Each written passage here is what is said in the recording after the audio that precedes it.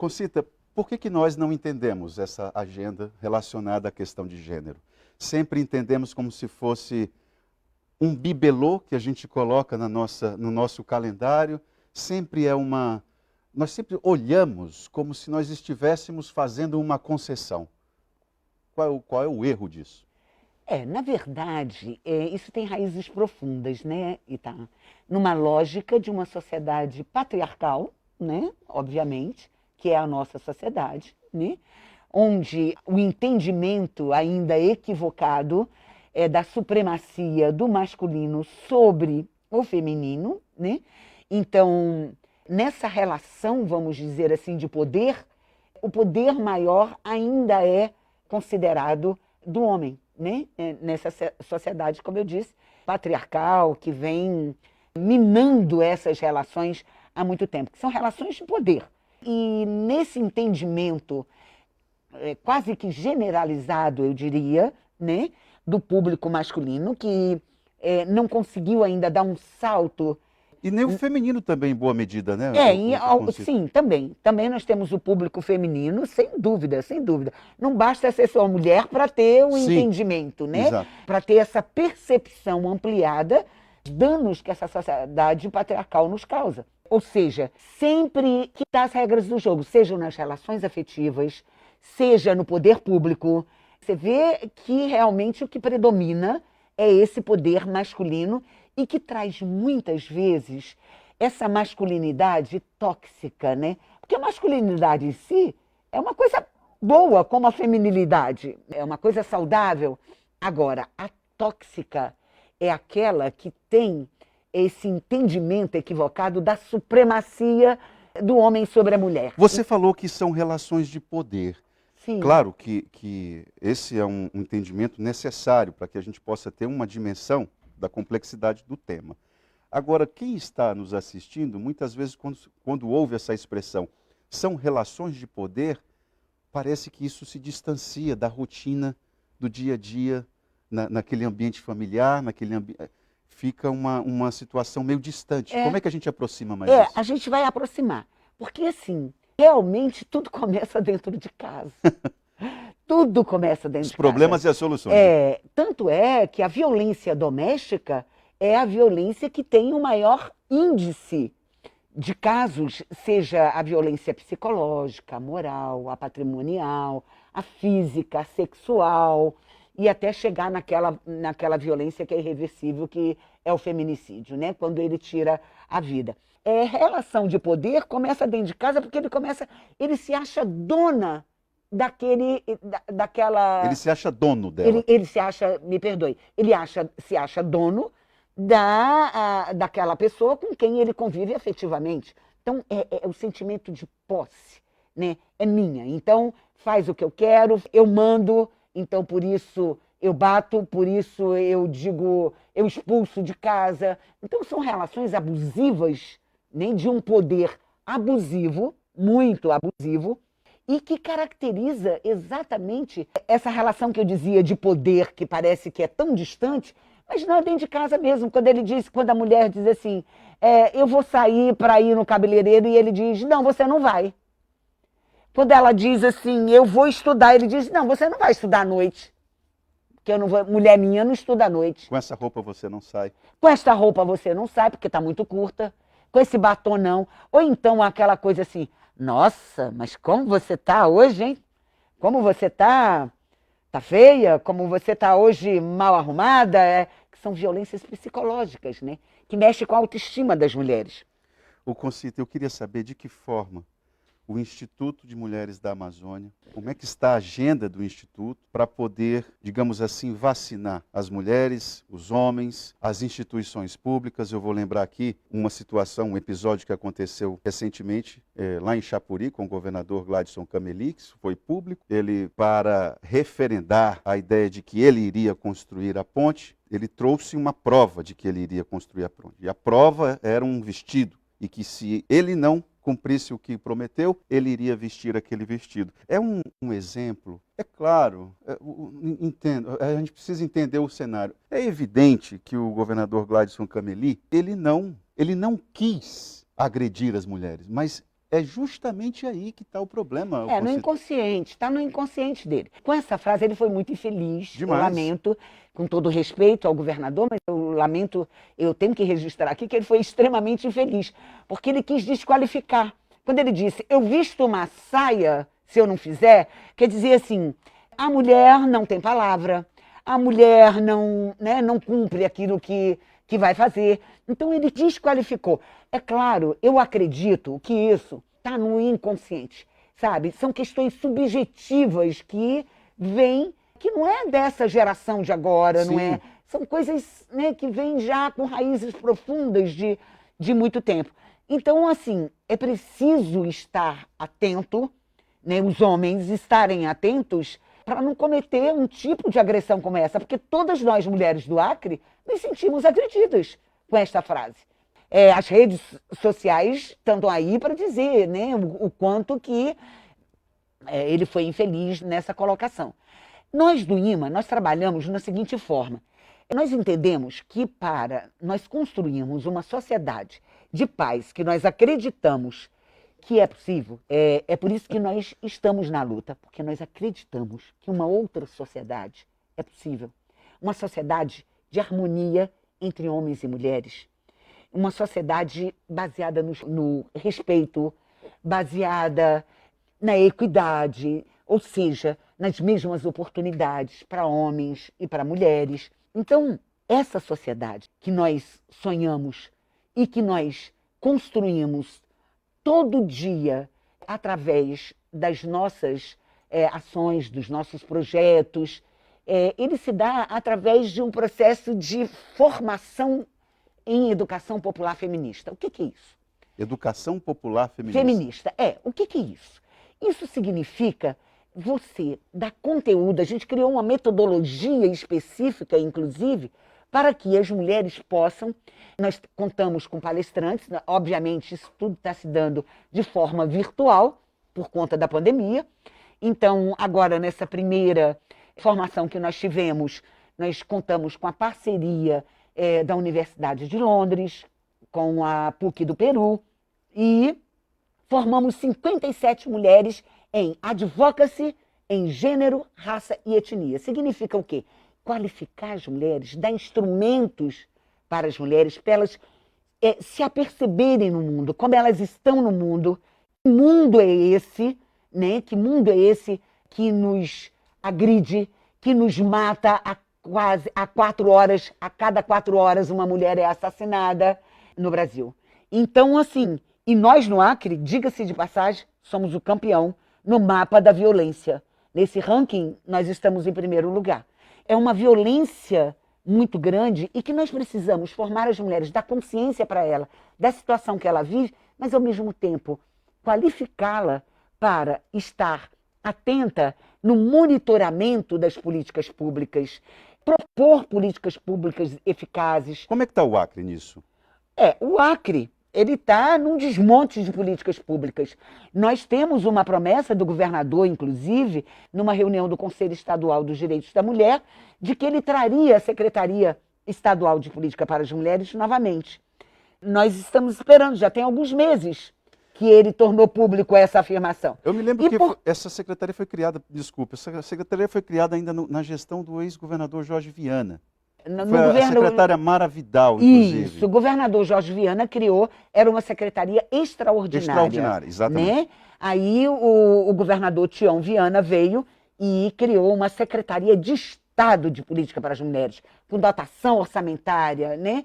Que tinha realmente o poder. Nessa época, nós tínhamos a presidenta Dilma na presidência, então tinha uma parceria também de instrumentalizar para que nós pudéssemos fazer um enfrentamento à violência com ônibus para a gente ir para o interior, junto às mulheres, então, Concita, ribeirinhas. Isso é que eu acho, eu fico intrigado com isso, porque se hoje o Acre é um dos campeões, está no ranking dos estados mais violentos no que se refere a feminicídio no país, e nós já tivemos uma Secretaria de Estado, onde foi que nós falhamos? Foi na execução da política? Por que a sociedade acreana não compreendeu as propostas que foram apresentadas ainda na gestão de Tião Viana. Porque, olha, porque a violência que hoje está na gestão de Gladson, ela não foi construída na gestão do Gladson. Talvez o Gladson não esteja sabendo reagir. Aí nós temos um outro problema. Na verdade, não é não saber reagir, é não dar continuidade a um trabalho que estava sendo feito. Então, assim, são muitos anos, Itaã, para a gente desconstruir em apenas 4 ou 8 anos uma coisa que está secularmente imposta na cabeça da sociedade, dos homens, de mulheres, enfim, nesse processo civilizatório todo cheio de equívocos. Teria que dar continuidade a esse trabalho. Ao trabalho tem que ter vontade política de extirpar, de acabar essa sangria dos corpos mortos. Nós não aguentamos mais morrer todo dia. Nós não aguentamos mais ser estupradas. Então tem que ter vontade política, tem que priorizar. A violência contra a mulher é uma prioridade. Então nós vamos dar continuidade a esse trabalho que vinha sendo desenvolvido. Concita, nós vamos fazer um intervalo agora e vamos continuar falando a respeito da execução de política pública para esse segmento específico e o trabalho do Instituto das Mulheres da Amazônia, aqui no Acre. Vamos para o intervalo e já voltamos.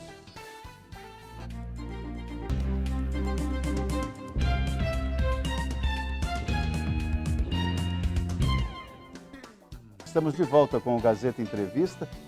Vamos continuar a conversa com a presidente do Instituto de Mulheres da Amazônia, o IMA, que é a Concita Maia. Concita, eu vou lembrar aqui que recentemente, primeiro eu vou lembrar um dos episódios mais dramáticos que aconteceram ano passado. Uma moça no município de Senador Guiomar foi torturada pela segunda vez. Ela representava o movimento afro naquele município, cortaram o cabelo da menina, torturaram, fizeram com que ela andasse nua num ramal. Essas pessoas, até onde eu saiba, não foram presas. Por que aconteceu isso com ela? Pela militância nessa luta da questão de gênero. Ela gravou um vídeo expondo a situação na praça da cidade, e aquele vídeo, o agressor se sentiu, obviamente, ofendido no seu brio e reagiu desta forma. Esse é um caso. Semana passada, um homem morreu porque o namorado da ex-esposa desse homem não aceitava o fim do relacionamento.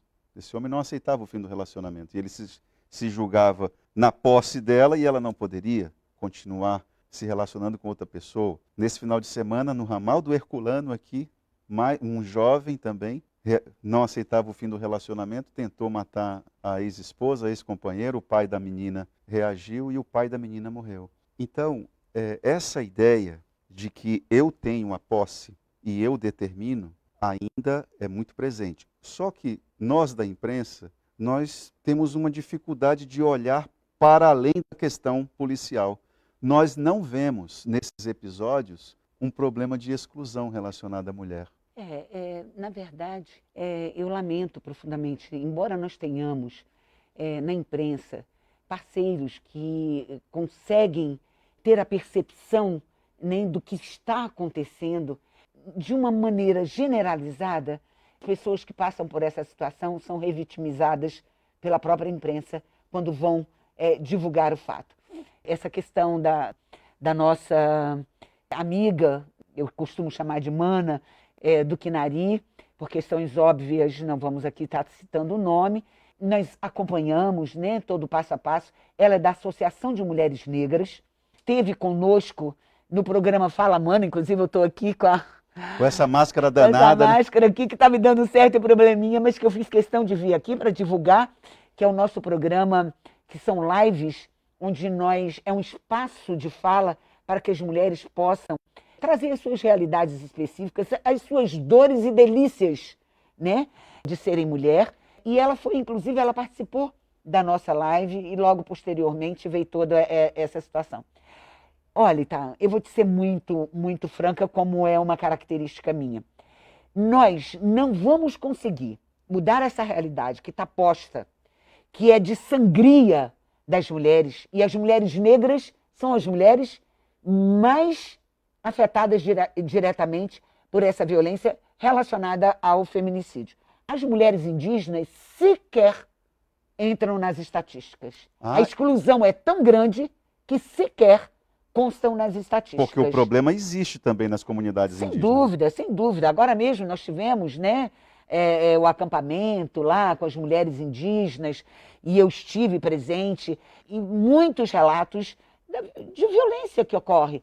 E aqui mesmo, às vezes, a gente é acionada, Santa Rosa do Purus, várias situações em que nos sinalizam um pedido de socorro, na verdade, para sair desse ciclo da violência que às vezes não dá tempo nem de chegar porque a violência já está consumada.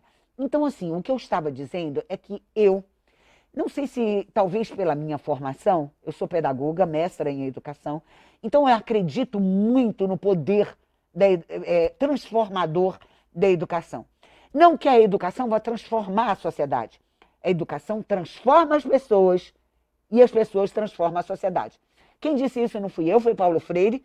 Eu sou discípula de Paulo Freire, sou paulo-freiriana e acredito muito nesse poder mesmo da educação estar transformando. Ou seja, nós precisamos passar por um processo de desconstrução dessa lógica que até hoje está presente aí na sociedade, que é a que mata, que é a que maltrata, que é aquela que domina, que é aquela que oprime, para que nós possamos realmente desconstruindo isso e construindo junto, principalmente, a população jovem, para que possa ter uma outra percepção de vida e se situar no mundo, ser e estar no mundo de uma outra forma que não seja essa forma de opressão, né?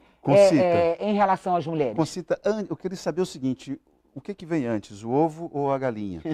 A exclusão de gênero, ela necessariamente está associada à exclusão econômica, social, à questão da miséria, da pobreza, da falta de acesso a serviços públicos. Uma coisa está relacionada com outra ou não necessariamente? Tá sim, claro, claro. No meio ambientalista, né, do qual faço parte também, porque tudo está ligado, nós costumamos dizer que tudo está interligado. Numa linguagem mais atual, tudo está linkado, tudo tem link.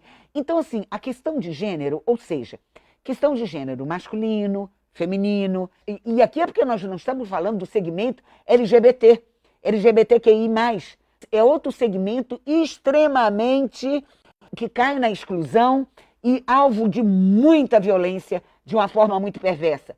Nós ainda não entramos na questão também das mulheres com deficiência. E as mulheres com deficiência é outro segmento que é excluído. É como se não existisse na sociedade. Então elas estão na exclusão e elas precisam de políticas públicas específicas, assim como a população trans, assim como as parteiras. Por exemplo, nós estamos aí com a questão, e eu não poderia deixar de falar, de implementação de um decreto que foi feito ainda no governo passado, no governo do governador Tião Viana, um decreto da Bolsa Parteira, que é remuneração, uma forma de valorizar essa prática. São guardiãs da floresta, guardiãs da vida que estão lá dentro. E nós já pedimos, já encaminhamos ao governador. Ele se comprometeu, o governador Gladson, mas ainda também não teve nenhuma iniciativa. E essa é uma agenda bem do IMA, né? Que é o Instituto das Mulheres da Amazônia, essa ideia de valorizar a parteira. De valorizar as parteiras, essa questão da saúde específica das mulheres negras, toda essa característica que a gente sabe que merece cuidados especiais, das mulheres indígenas também. Então, assim, não podemos mais esperar, Itaã. Eu, sinceramente, assim, nós não podemos mais esperar. Nós estamos aqui, e eu agradeço demais esse espaço, porque é um espaço que a gente pode também estar cobrando. Está dizendo assim, olha, atenção, nós estamos aqui, sabe? Nós estamos aqui para cobrar aquilo que foi prometido e não foi cumprido. Então, nós precisamos realmente estarmos unidos às instâncias governamentais. Pois é, me perdoe, deixa eu lhe interromper aí, porque quando se fala a respeito, você está falando como presidente do IMA, e se tratando, por exemplo, da violência contra as mulheres indígenas, há um complicador em curso, porque o diálogo não se estabelece apenas com o governador Gladson Cameli. O diálogo também se estabelece com o presidente Jair Bolsonaro, porque a saúde indígena, as questões relacionadas à rotina da comunidade indígena é uma missão do governo federal. E aí você tem um novo complicador, não é? Sem dúvida, sem dúvida. Tocou num ponto muito especial, porque não é só da questão indígena.